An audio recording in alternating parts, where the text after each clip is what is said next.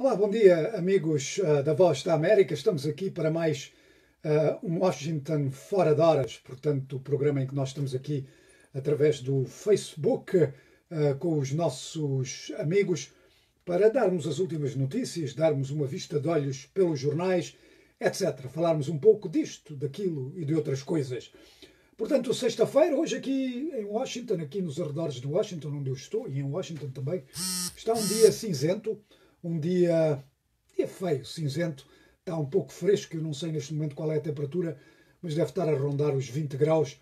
De qualquer maneira, assim um dia a ameaçar chuva, esta manhã com muito nevoeiro. Pois eu vou começar, como sempre, por vos mostrar as capas do Washington Post e do New York Times. Vamos começar com o Washington Post. Está aqui. Claro está, a primeira página tinha que estar virada para o debate de ontem à noite entre o presidente Donald Trump e o candidato à presidência pelo Partido Democrata Joe Biden. A fotografia é boa. Uma foto, portanto, do local onde foi. Foi na Universidade de Belmont, no Tennessee, e, portanto, uma sala de espetáculos da universidade, uma boa fotografia. E o título, está aí o título do Washington Post, é no frente a frente final, um frente a frente final contencioso e alargado. Bem, há que dizer que este debate, eu estive a vê-lo ontem, acabou por cerca das 10h30 da noite daqui. Este debate foi, de certo modo, contencioso, mas nada como o primeiro, em que aquilo foi uma discussão com interrupções, interrompendo-se uns aos outros, mesmo com insultos.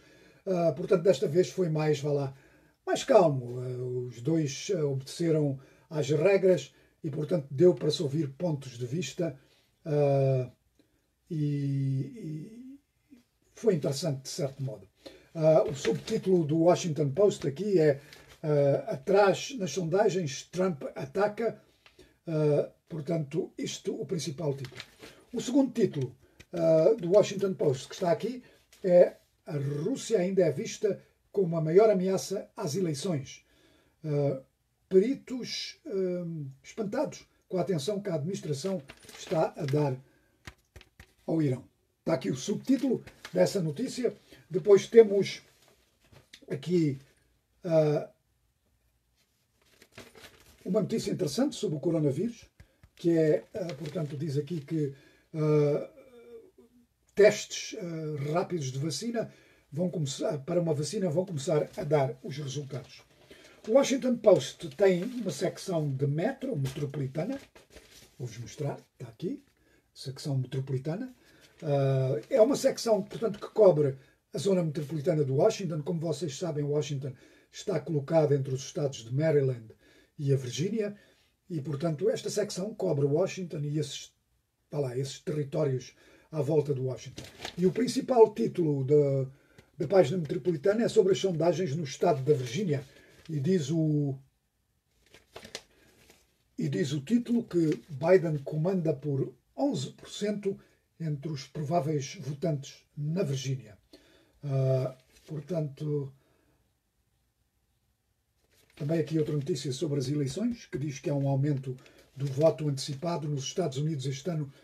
Há sempre voto antecipado nos Estados Unidos, mas este ano, devido à pandemia do coronavírus, o voto foi antecipado, portanto, em muitos estados e por muitos dias. Portanto, na Virgínia aqui já se pode votar desde a semana passada e toda esta semana antes do dia 3. Depois, na página, na secção que eles chamam secção de style, que é uma secção virada para personalidades, moda, etc. Temos aqui uma reportagem sobre, portanto, é sobre Eva Longoria, que era uma artista de cinema, agora está envolvida na política. Depois temos também aqui a secção de weekend. A secção de weekend, a secção de fim de semana, em formato tabloide. Tem uma reportagem sobre zonas a visitar aqui ao perto de Washington. E tem aqui uma reportagem que eu achei muito interessante, que eu também não conhecia, que é, há um novo museu em Washington, Está aqui o novo museu. E vejam lá que é um museu que se chama Planeta Palavra. E é um museu sobre a língua inglesa. Como é que a língua inglesa evoluiu. Portanto, e neste museu temos aqui fotos também do museu. Segundo a reportagem, podemos ver, portanto, através de sistemas de interação, discursos, gravações, vídeos, podemos ver como é que a língua inglesa evoluiu. Sem dúvida, um lugar a visitar é no centro de Washington e eu, sem dúvida, vou lá visitar. E a entrada é de borla, não se paga. Antes de seguirmos para o New York Times, eu vou aqui ver o que é que os ouvintes já temos aqui. Temos o Léo, que está sempre em linha, sexta-feira, portanto. Temos o David Machimbuco, bom dia, boa tarde, conforme a hora. Acompanha a Voz da América, portanto. E agora eu vou dar-vos aqui a primeira página do New York Times. Esta é a primeira página do New York Times, como seria de esperar, também, a primeira página dedicada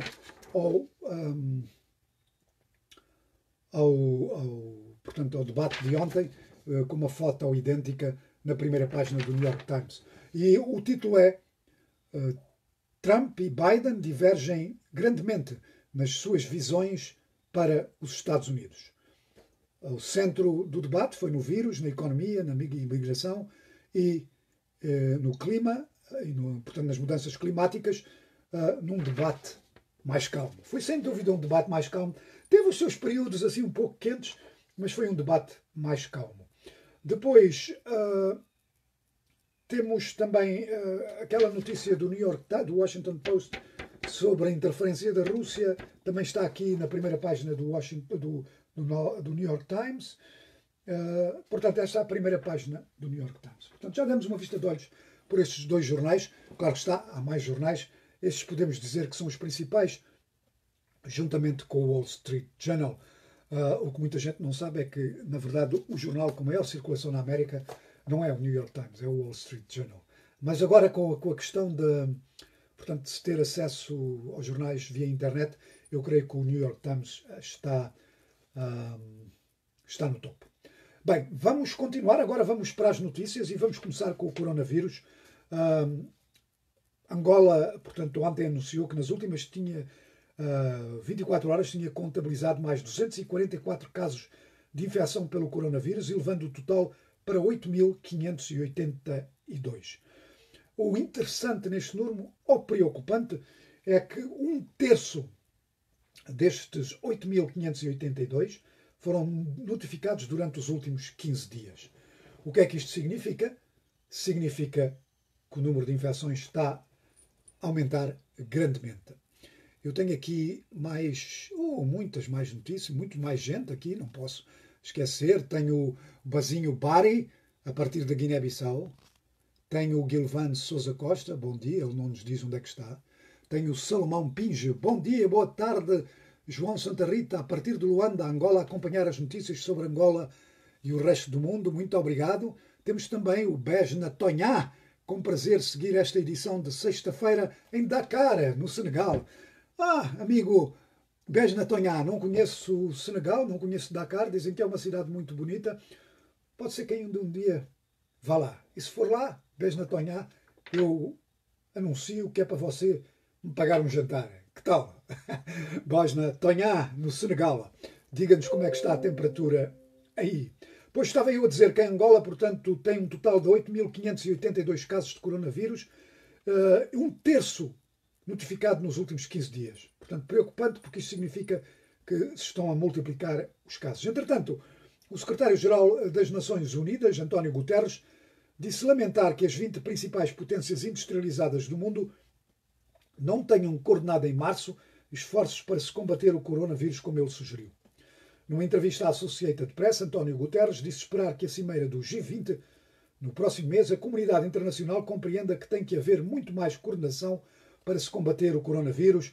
Guterres disse que a ONU vai advogar fortemente uma resposta coordenada e vai tentar obter garantias de que qualquer vacina seja considerada um bem público global e seja possível obtê-la por todos, em todos os lugares, a um preço acessível.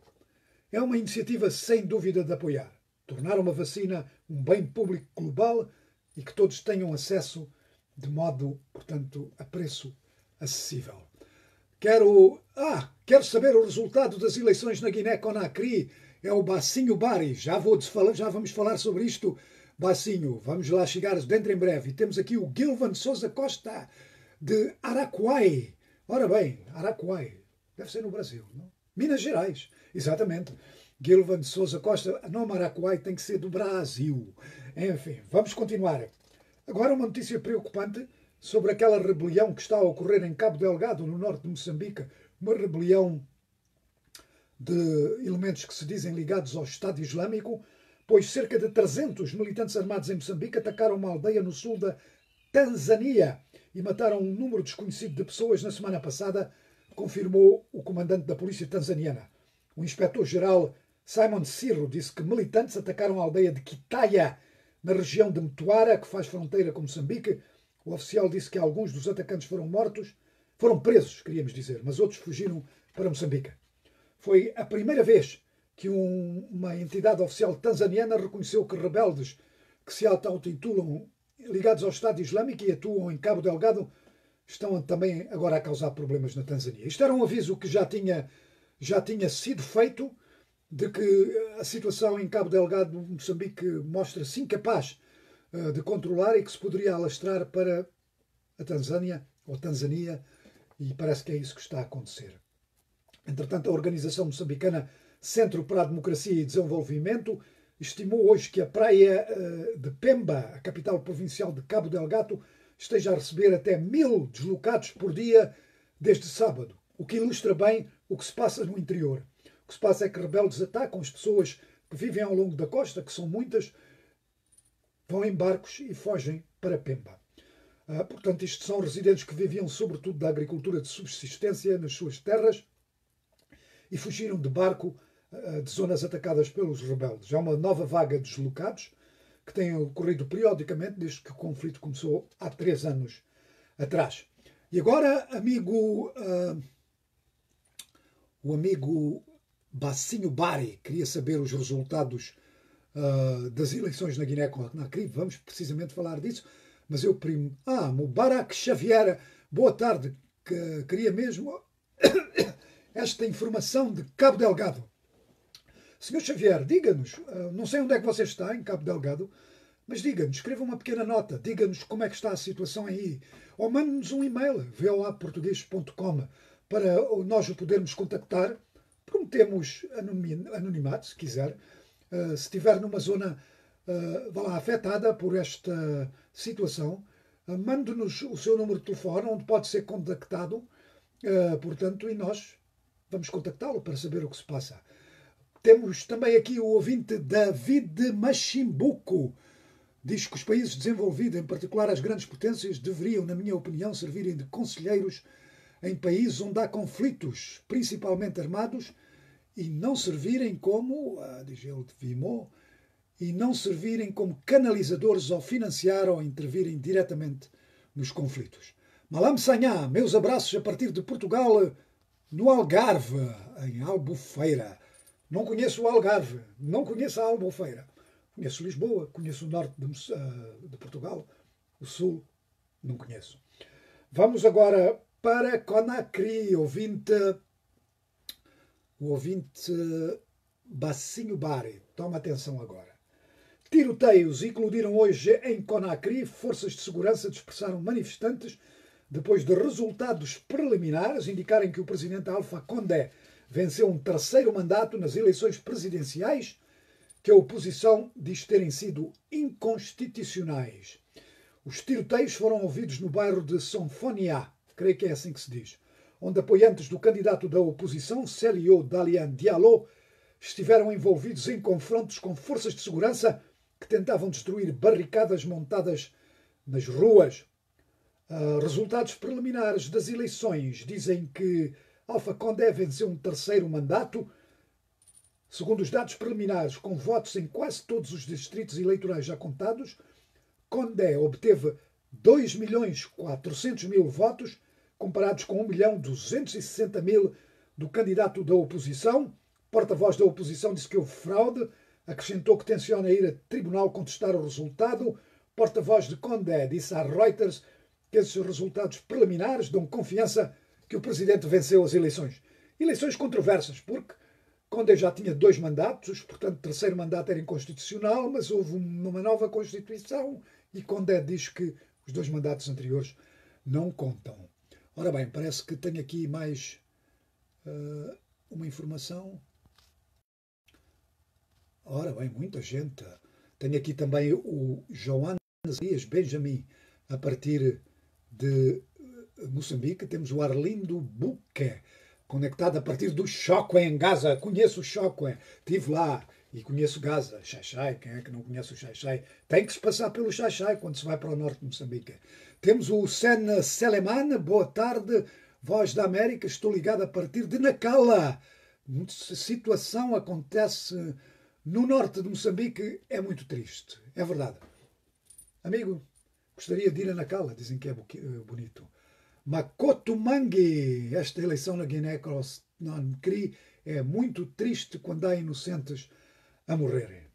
Bem, vamos continuar. Agora vá para a Nigéria, onde também tem havido muitos problemas, manifestações. Começaram manifestações contra a brutalidade policial, depois descambaram um pouco, deram em distúrbios.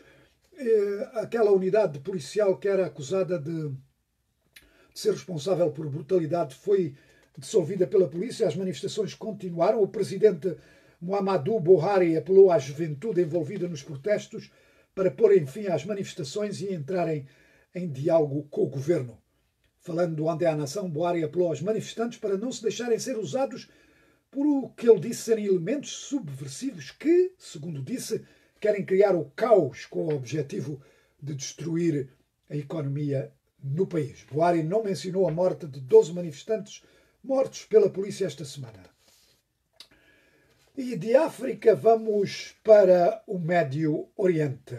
As autoridades militares israelitas disseram que o sistema de defesa do país interceptou um de 2 mísseis disparados da faixa de Gaza contra o país. Não foram dados outros pormenores sobre o que é que aconteceu ao segundo míssil e se provocou baixas ou danos.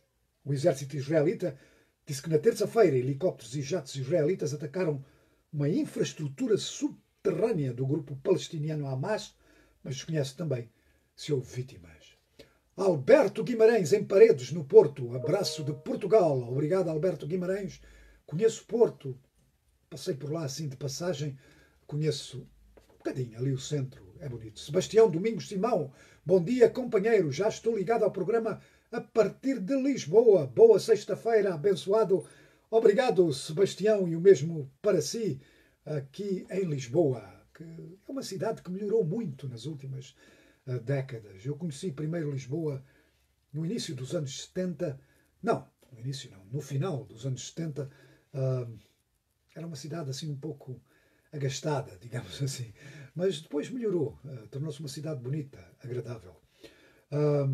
Vamos continuar com as notícias. A coligação militar liderada pela Arábia Saudita contra o movimento Houthi no Iémen disse ter interceptado e abatido 2 drones carregados de explosivos que seguiam em direção à Arábia Saudita, disse a televisão saudita.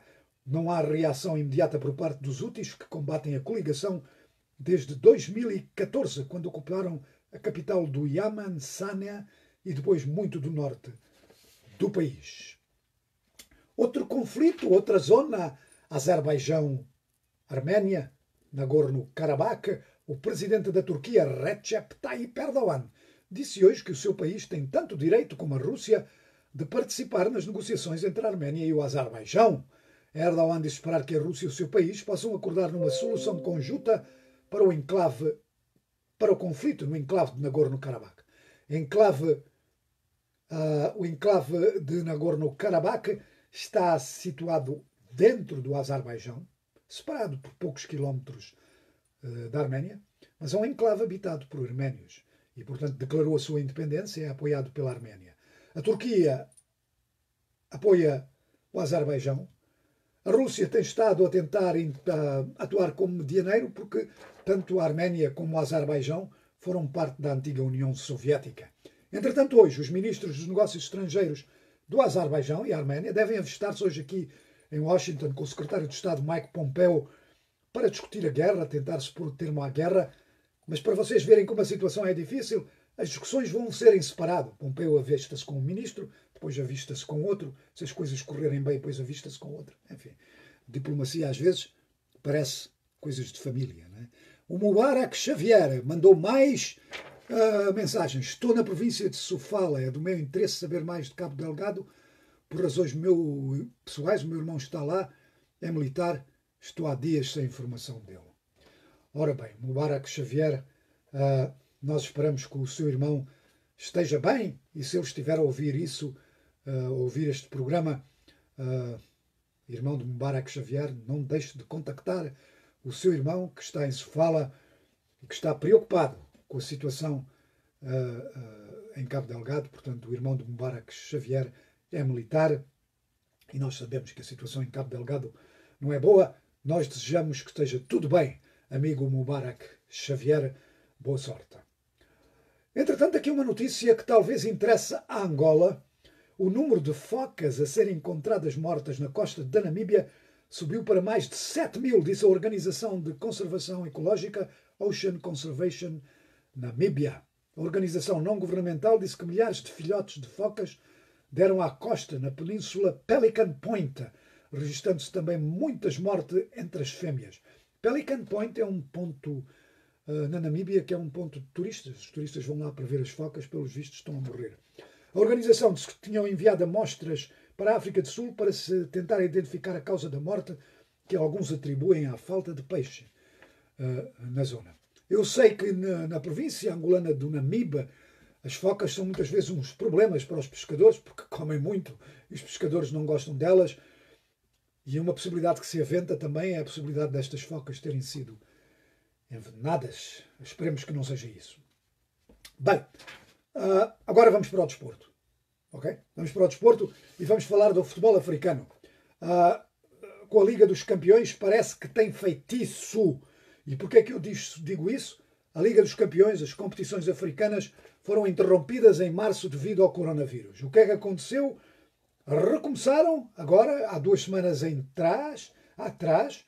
Portanto, a Liga dos Campeões recomeçou em março, com a primeira mão das meias finais, foram a 17 e 18 de outubro, e agora a segunda mão de uma dessas meias finais está de novo suspensa, por causa do coronavírus. 8 jogadores, é verdade, 8, do Raja Casablanca de Marrocos testaram positivo para o coronavírus, pelo que a equipa não se poderá deslocar ao Egito para a segunda mão contra o Zamalek, que a primeira mão tinha ido a Marrocos ganhar por 1-0. Jogo adiado, não se sabe bem para quando, a segunda mão deveria realizar-se amanhã.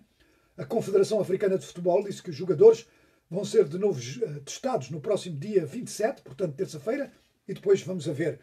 Se derem todos negativos, presumo que o jogo terá lugar 1 ou 2 dias depois, senão não sei como é que vai ser. A final continua marcada para o dia 6 de novembro, a outra meia-final é já hoje no Egito, entre o Al Ahly, a de Branca de Marrocos. Al Ahly é favorito para mais uma final, já ganhou este troféu 8 vezes. Al Ahly está sempre lá, é um suspeito do costume. Malan Sanhá, boa tarde, Voz da América e todos os apreciadores desta emissora. Gostaria que o senhor fale sobre a atual situação política do meu país, a Guiné-Bissau. Bem, senhor Malam Sanhá, é seguir a nossa emissão na rádio. Nós temos sempre notícias da Guiné-Bissau. Hoje, infelizmente, eu não tenho aqui grande coisa, mas posso ir ver aqui rapidamente se há algo de novo na Guiné-Bissau para agradar aqui ao nosso ouvinte. Vamos lá ver, Guiné-Bissau, se há aqui alguma coisa de novo. Esperem um bocadinho, Malam Sanhá. O que é que eu tenho aqui da Guiné-Bissau? Tenho aqui Guiné-Bissau. Guiné-Bissau e Senegal vão pedir empréstimo conjunto para financiar vias rodoviárias entre os dois países. Forças policiais da Guiné-Bissau estão de prevenção na embaixada da Guiné-Conakry, que foi ameaçada de vandalismo. Portanto, nós já falámos aqui da situação na Guiné-Conakry. Parece que há gente na Guiné-Bissau que não gosta do que se passa e, portanto, a embaixada da Guiné-Conakry está a ser protegida pela polícia. Guiné-Bissau e Marrocos reforçam cooperação com a assinatura de 4 acordos e o presidente da Gâmbia pediu unidade aos guineenses para o desenvolvimento. Portanto, agora vamos continuar com o desporto. Este domingo temos a final da Taça das Confederações de África, frente a frente duas equipas do Norte da África, Pirâmides do Egito contra o Berkane de Marrocos. Marrocos, 2 semifinalistas na Liga dos Campeões, um finalista na Taça das Confederações, enfim, Norte da África domina o futebol. Agora vamos para o futebol europeu. Amanhã um grande jogo, Real Madrid-Barcelona. O Barcelona-Real Madrid, não se esqueça de ligar, é um bom jogo. E depois, logo a seguir, termina esse jogo. Meia hora depois, há um outro jogo, mas é a Inglaterra, Manchester United-Chelsea. Esse deve ser bom, não se esqueçam de ir ver. Entretanto, eu tenho aqui uma coisa engraçada, que é, ontem o Benfica de Portugal foi a Poznan ganhar por 4-2 e com 3 golos do uruguaio Darwin Núñez.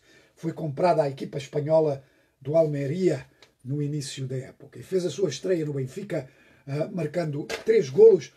E vocês sabem, o treinador do Benfica, Jorge Jesus, é um homem um bocado complicado com a língua portuguesa.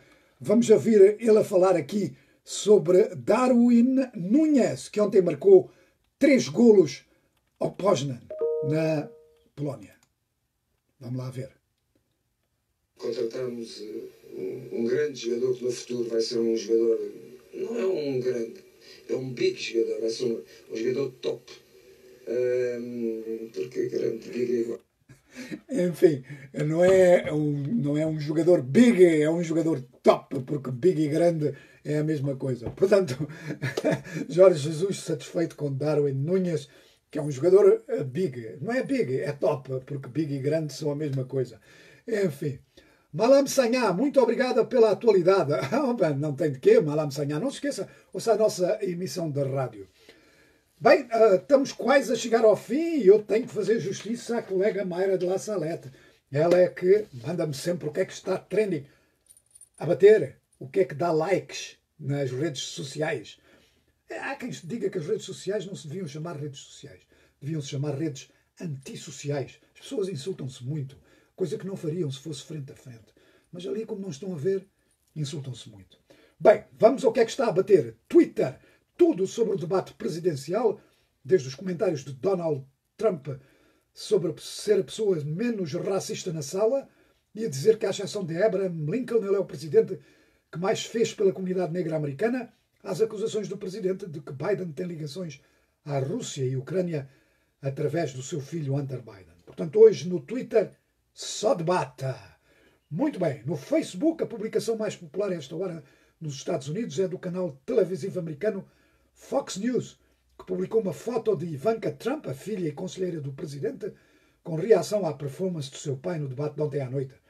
Ivanka escreveu que o seu pai concorreu à presidência por causa de políticos como Joe Biden e que o seu pai continuará a ser um líder para todos os americanos se for reeleito. Vamos a ver. Instagram, a cantora Ariana Grande acaba de lançar o videoclipe do single Positions. Já é um sucesso. O último teaser que a cantora publicou no Instagram teve mais de 7 milhões de visualizações e passou os 3 milhões de gostos. É assim, não é que se faz? Quando gostos, assim. Portanto, 3 milhões de gostos para a Ariana Grande. No website da Voz da América, desculpem, tenho que tomar aqui um golo do café da manhã. A cantora, no website da Voz da América, voaportuguês.com, os artigos que estão a chamar a atenção dos internautas, mandados de prisão internacional de estrangeiros envolvidos no caso Dívidas Ocultas, levantam dúvidas. Portanto, Dívidas Ocultas, o escândalo de Moçambique. Depois tenho documentos que mostram como foram feitos pagamentos aos dirigentes da Sonangol em caso de corrupção. Portanto, isto são vários dirigentes da Sonangol que entre, creio, 2005 e 2008 receberam pagamentos de uma companhia holandesa para não vetarem os acordos dessa companhia. Portanto, hoje é sexta-feira, temos o Angola Fala Só, não se esqueça, o convidado desta semana é o Dr. Adriano Manuel, presidente do Sindicato dos Médicos de Angola. Devido ao coronavírus, o programa foi gravado ontem, mas tivemos muitas interessantes perguntas dos ouvintes que nos mandaram perguntas pelas redes sociais, pelo nosso número no WhatsApp. Eu quero recordar, portanto, que quando nós anunciamos quem é o convidado do Angola Fala Só, pomos o seu nome na nossa página na internet, no nosso Facebook, e os ouvintes logo a seguir podem enviar imediatamente perguntas para esse convidado, e as perguntas podem ser enviadas, portanto, para o WhatsApp, e eu ainda não sei o número de cor, vejam lá. O número no nosso WhatsApp é 1908 652 4584. Portanto, quando na próxima semana tivermos o nome do nosso convidado, vocês veem o nome do nosso convidado, o assunto que vai ser discutido na nossa página na internet, voaportugues.com, no nosso Facebook, e vocês podem imediato mandar perguntas. 1908 652 4584, mas não se esqueça, dentro de pouco tempo o Angola Fala Só vai estar no ar. Depois vamos também pôr toda a reportagem desse diálogo na nossa página na internet. Pode ir lá ler ou ouvir também. E, portanto, Angola Fala Só com o Dr. Adriano Manuel, presidente do Sindicato dos Médicos de Angola. Foi uma conversa muito, muito interessante. Estamos a chegar ao fim, já ultrapassei um pouco a hora. Eu vou pedir aos ouvintes que tomem cuidado. Não se esqueçam, quando vocês tomam precauções para todos nós. Portanto, vamos combater o coronavírus. Vamos fazer ao coronavírus antes de ele nos fazer a nós. E se tomarem precauções, estão a tomar precauções por todos nós. Bom fim de semana, tomem cuidado, não corram riscos, mas divirtam-se também. Não vale a pena também estar sempre triste a pensar no coronavírus. Divirtam-se, ouçam música, falem com os amigos. Enfim, bom fim de semana e até à próxima.